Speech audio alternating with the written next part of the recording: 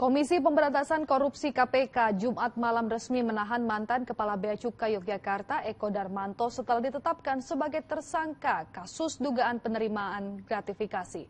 Eko diduga menerima aliran uang dan hadiah sebesar 18 miliar rupiah ketika menjabat sebagai posisi strategis di Direktorat Bea Cukai Kementerian Keuangan.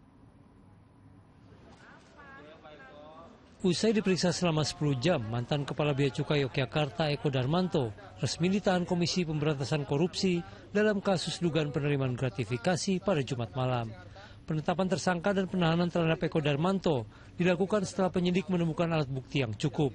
Di antaranya penerimaan hadiah dan aliran dana sebesar 18 miliar rupiah dari berbagai pihak sejak Eko menjabat berbagai posisi penting di Direktorat Jenderal Bea dan Cukai Kementerian Keuangan sejak tahun 2007 hingga 2023.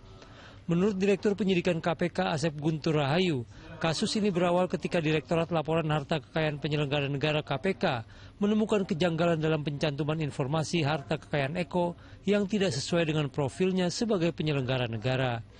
Dalam laporan terakhir, Eko diketahui memiliki harta sebesar 15,73 miliar rupiah dan memiliki utang sebesar 9,01 miliar rupiah.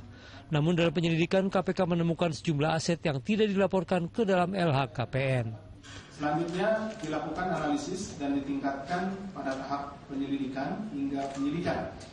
Untuk kemudian KPK menetapkan dan mengumumkan tersangka Saudara ED, Kepala Kantor Pengawasan dan Pelayanan Bea dan Cukai tipe Madya Pabean B Yogyakarta.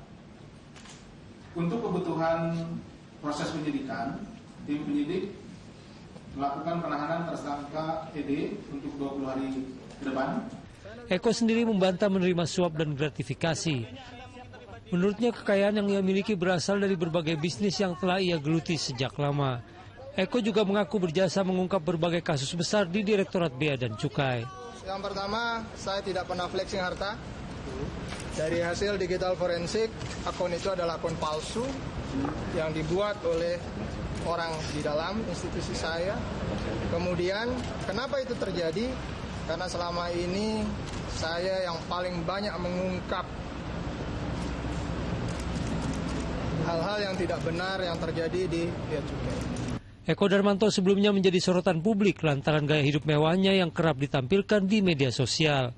Setelah kasusnya mencuat, Eko dicopot dari jabatan Kepala Bea Cukai Yogyakarta, laporkan dari Jakarta.